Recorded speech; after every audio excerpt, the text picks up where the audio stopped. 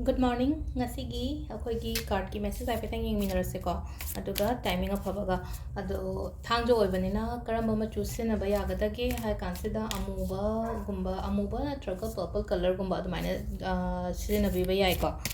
ado ahambada akhoi card ki message yengase aduga haidi Saturday oibanina yari ngai haidi akhoi negativity kari kara remove tawbagi haidi videos me ama hapkhre ko ngarang so ama hapkhimne ko nungda ngarang nunthin ama so hapkhimne adu haipetang check tawbiyo ko adu masu tawbiwe aduga hanadagi sum tawropa phopa adu sum continue tawbiyo ko haidi thangja tawba ngai se no ahambada akhoi card ki message yengase ko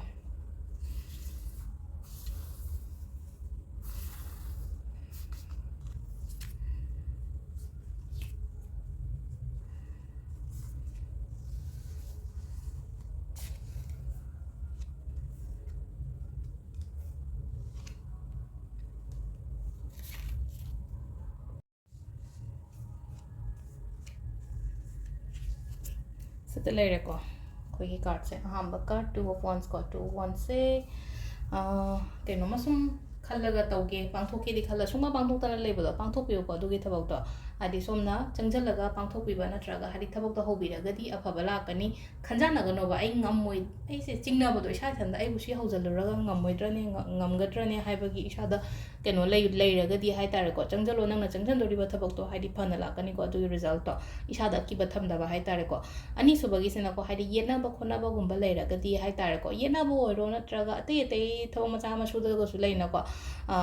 adum pallaga sum leiba khotpa adumai leragadi ngasigi oiba thabak to hairagadi mai pakpa adumaina piri ko justice analyze ko justice hairagadi adi aina chummagadi adum aigi favor da lakani ba pot to hai tare ko aduga ahum subagi sina strength ko strength hairagadi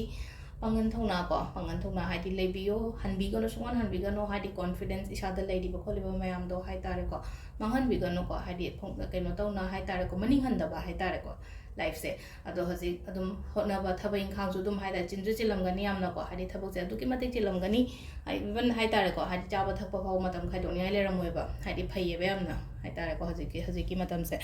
ado sidana koi card ki message leire aduga timing apha se yogi pung 3:19 dagina 3:19 daina pung 9 phaw mako adagi amu 13:13 dagina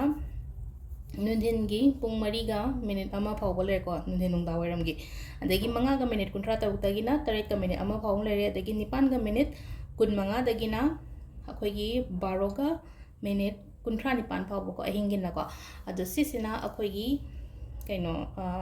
afaba timing ko adu sida leire akhoi ngasigi card ki message ko adu card ki message